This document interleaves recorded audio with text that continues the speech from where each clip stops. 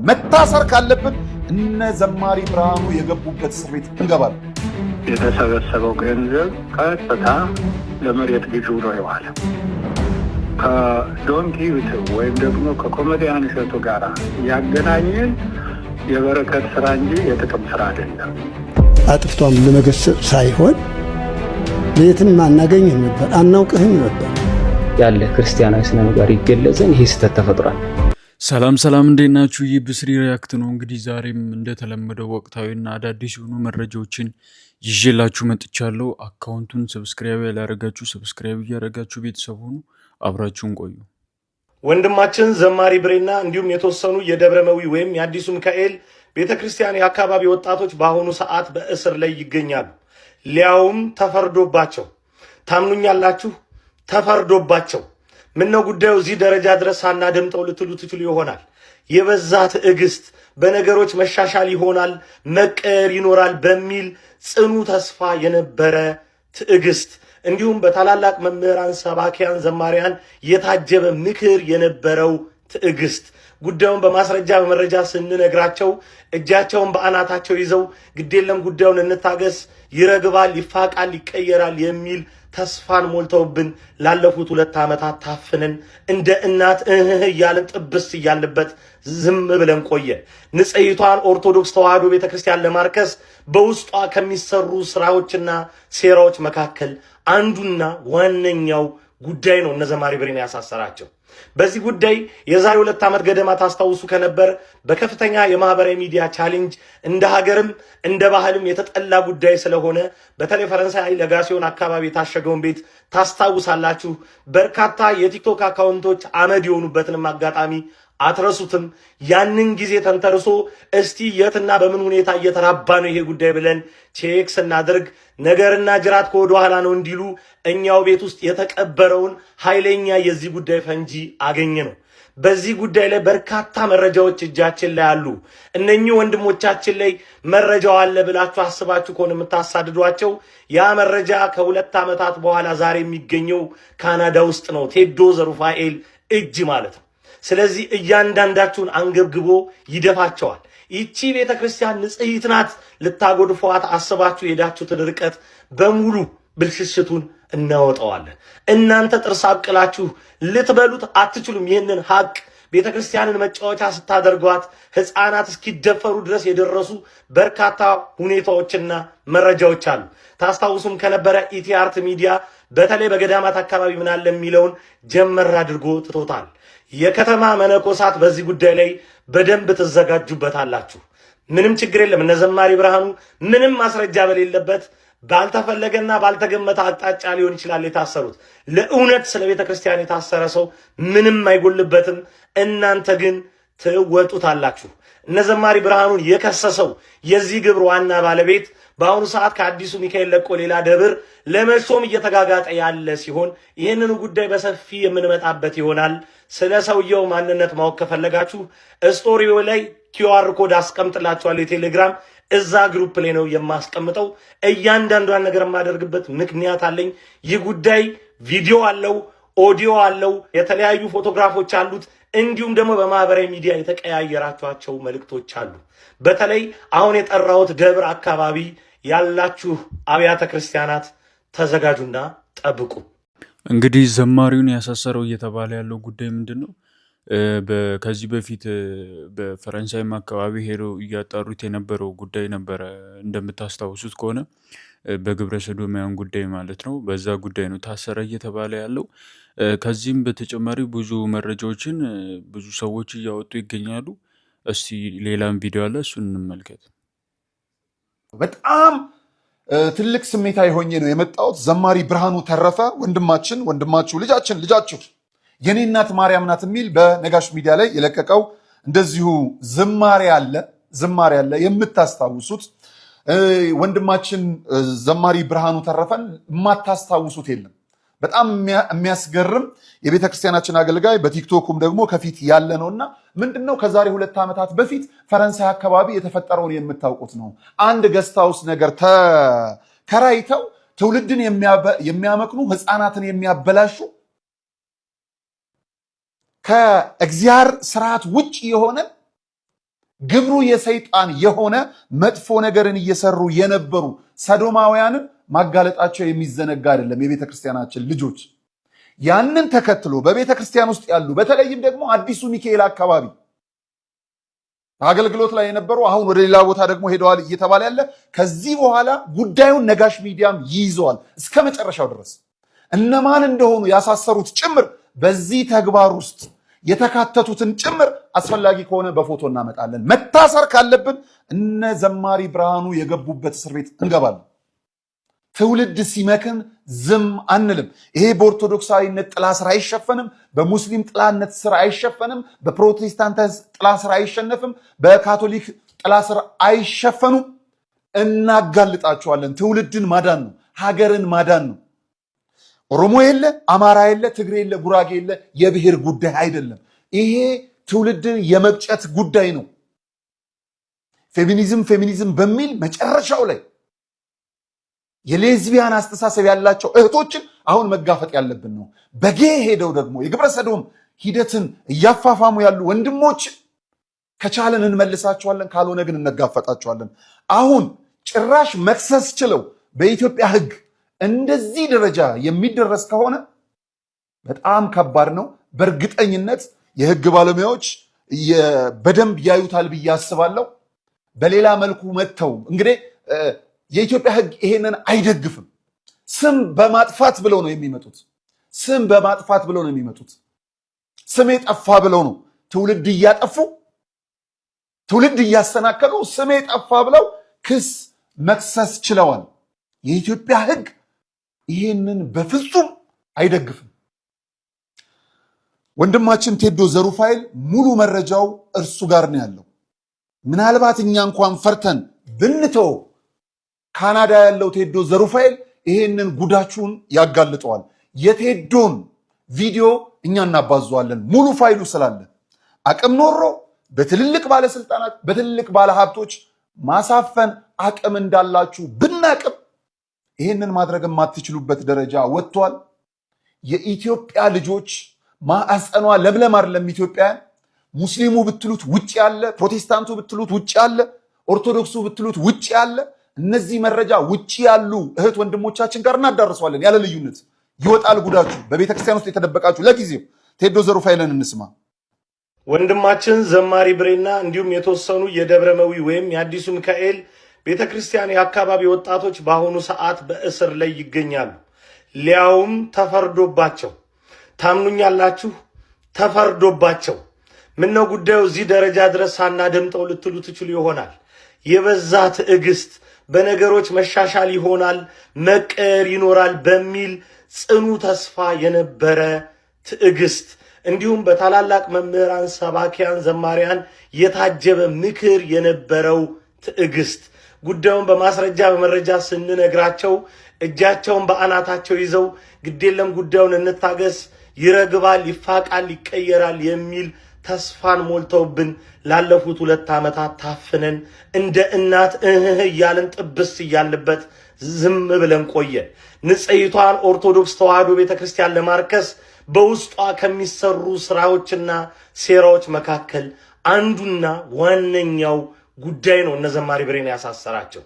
በዚህ ጉዳይ የዛሬ 2 ዓመት ገደማ ታስታውሱ ከነበር በከፍተኛ የማህበራዊ ሚዲያ ቻሌንጅ እንደ ሀገርም እንደ ባህልም የተጠላ ጉዳይ ስለሆነ በተለይ ፈረንሳይ ለጋሲዮን አካባቢ የታሸገውን ቤት ታስታውሳላችሁ። በርካታ የቲክቶክ አካውንቶች አመድ የሆኑበትንም አጋጣሚ አትረሱትም። ያንን ጊዜ ተንተርሶ እስቲ የትና በምን ሁኔታ እየተራባ ነው ይሄ ጉዳይ ብለን ቼክ ስናደርግ ነገርና ጅራት ከወደ ኋላ ነው እንዲሉ እኛው ቤት ውስጥ የተቀበረውን ኃይለኛ የዚህ ጉዳይ ፈንጂ አገኘ ነው። በዚህ ጉዳይ ላይ በርካታ መረጃዎች እጃችን ላይ አሉ። እነኚህ ወንድሞቻችን ላይ መረጃው አለ ብላችሁ አስባችሁ ከሆነ የምታሳድዷቸው ያ መረጃ ከ2 ዓመታት በኋላ ዛሬ የሚገኘው ካናዳ ውስጥ ነው፣ ቴዶ ዘሩፋኤል እጅ ማለት ነው። ስለዚህ እያንዳንዳችሁን አንገብግቦ ይደፋቸዋል። ይቺ ቤተ ክርስቲያን ንጽሕት ናት።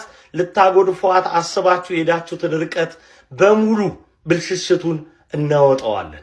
እናንተ ጥርስ አብቅላችሁ ልትበሉት አትችሉም። ይህንን ሀቅ ቤተክርስቲያንን መጫወቻ ስታደርጓት ሕፃናት እስኪደፈሩ ድረስ የደረሱ በርካታ ሁኔታዎችና መረጃዎች አሉ። ታስታውሱም ከነበረ ኢቲአርት ሚዲያ በተለይ በገዳማት አካባቢ ምን አለ የሚለውን ጀመር አድርጎ ትቶታል። የከተማ መነኮሳት በዚህ ጉዳይ ላይ በደንብ ትዘጋጁበታላችሁ። ምንም ችግር የለም። እነ ዘማሪ ብርሃኑ ምንም ማስረጃ በሌለበት ባልተፈለገና ባልተገመተ አቅጣጫ ሊሆን ይችላል የታሰሩት። ለእውነት ስለ ቤተ ክርስቲያን የታሰረ ሰው ምንም አይጎልበትም። እናንተ ግን ትወጡታላችሁ። እነ ዘማሪ ብርሃኑን የከሰሰው የዚህ ግብር ዋና ባለቤት በአሁኑ ሰዓት ከአዲሱ ሚካኤል ለቆ ሌላ ደብር ለመሾም እየተጋጋጠ ያለ ሲሆን ይህንን ጉዳይ በሰፊ የምንመጣበት ይሆናል። ስለ ሰውየው ማንነት ማወቅ ከፈለጋችሁ ስቶሪው ላይ ኪውአር ኮድ አስቀምጥላችኋለሁ። የቴሌግራም እዛ ግሩፕ ላይ ነው የማስቀምጠው። እያንዳንዷን ነገር የማደርግበት ምክንያት አለኝ። ይህ ጉዳይ ቪዲዮ አለው፣ ኦዲዮ አለው፣ የተለያዩ ፎቶግራፎች አሉት። እንዲሁም ደግሞ በማህበራዊ ሚዲያ የተቀያየራችኋቸው መልእክቶች አሉ። በተለይ አሁን የጠራሁት ደብር አካባቢ ያላችሁ አብያተ ክርስቲያናት ተዘጋጁና እንግዲህ እንደሰማችሁ እህታችንን ዘማሪ ብርሃኑና አብረውት የነበሩ ወጣቶች አንድ ላይ ታስረዋል ነው የሚባለው እና ያለውን መረጃ እናውጣለን ወንድሞቻችን ካልተፈቱ እያለችን ነው። ይህ በእንዲህ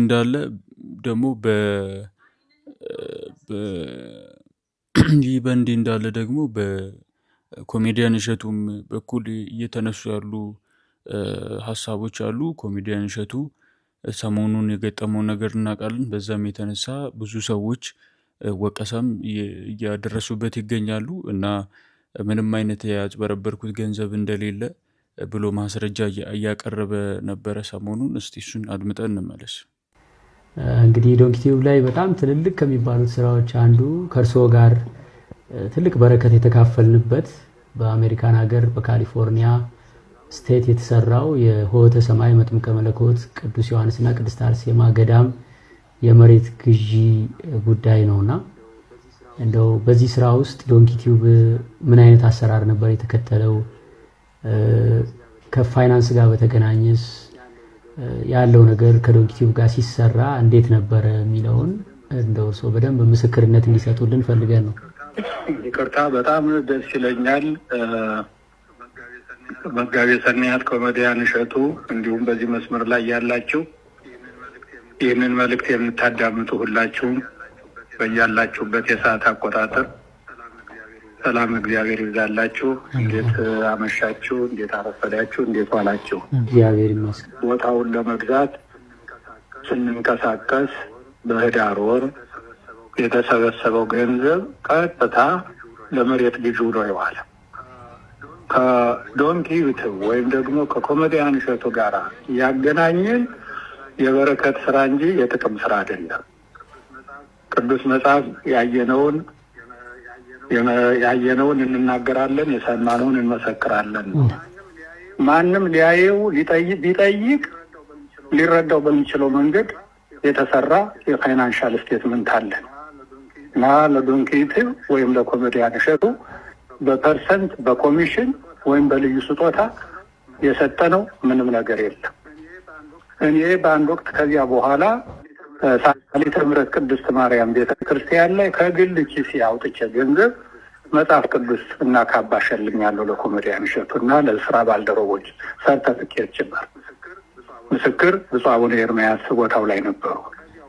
ከዚያ ውጭ ግን 5 ሳንቲም ከሆተ ሰማይ መጥምቀ መለኮት ቅዱስ ዮሐንስ ወቅድስት አርሴማ ገዳም ወጥቶ ወደ ዶንኪ ዩቲዩብ አካውንት ወይም ወደ ኮሜዲያን እሸቱ የገባ ምንም ነገር የለም። ዓለም የሚያውቀው ነው፣ መንግስት የሚያውቀው ነው። ነገም ብንጠየቅ ማቅረብ የምንችለው ነገር ነው።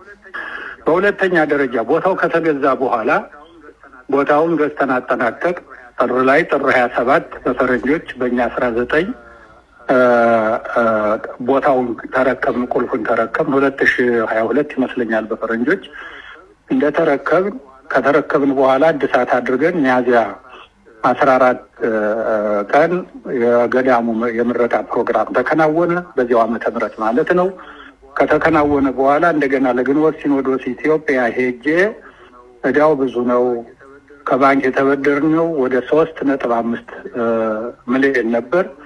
በየወሩ የምንከፍለው ከፍተኛ ወጪ የሞርጌጅ ዕዳ ስለነበረ በዚያ መንገድ ብንቀጥል ብዙ መቀጠል ስለማንችል እንደገና ያንን የዕዳ ማስወገድ ፕሮግራም እንዲይዝልኝ ጠይቄ ኮሜዲያን እሸቱን መጋቤ ሰናያት ማለት ነው በቤተክርስቲያናችን አጠራር አነጋግሬ እንደ እግዚአብሔር ፈቃድ ቪዛ እንዲያገኝ ገዳሙ ረድቷል። ቪዛ እንዲያገኝ ደብዳቤ ጽፈናል። ሲመጡ የትራንስፖርት ከፍለናል። ሲመጡ እሱና የስራ ባልደረቦቹ አንድ ሰው አብሮት መጣ። ሲመጣ በቃ ያንን አድርገናል። ከዚያ ውጭ ግን የ2 ሳምንት ፕሮግራም ሲደረግ እዚህ ገዳሙ ላይ ቦታችን ላይ ወደ 5.8 ሚሊዮን ዶላር ሲሰበሰብ የ2 ሳምንት ቆይታ አድርጎ በጸሎት ሸኘ ነው እንጂ ገንዘብ ሰጥተን ኮሚሽን ከፍለን አልሸኘ ነው። ይሄ ያየሁትን ነው። የሰማሁት ደግሞ በጠቅላላ በቤተ ክርስቲያናችን ከኳታር እስከ ለንደን ከለንደን እስከ በጠቅላላ በገጠሪቱ ባለችው የኢትዮጵያ ኦርቶዶክስ ተዋሕዶ ቤተ ክርስቲያን እንዲሁም ለሙስሊምም ህብረተሰብ ረድቷል። ለመቄዶንያም እንዲሁ አስተባብሯል። ለሌሎችም በሚያደርግበት ሰዓት ከእኔ ባየሁት ደረጃ በዚያም የበረከት ስራ እንደሰራ ሰምቻለሁ። ያ እንግዲህ ባለቤቶች ደግሞ ከኔ በበለጠ ሊያስረዱ ይችላሉ። ከዚህ ውጭ ግን የተለየ ስጦታ ወይም በተለየ በጥቅም በተገናኘ መንገድ የተደረገ ስራ እንደሌለ ሁላችሁም እዚህ መስመር ላይ ያላችሁም እንድታውቁት።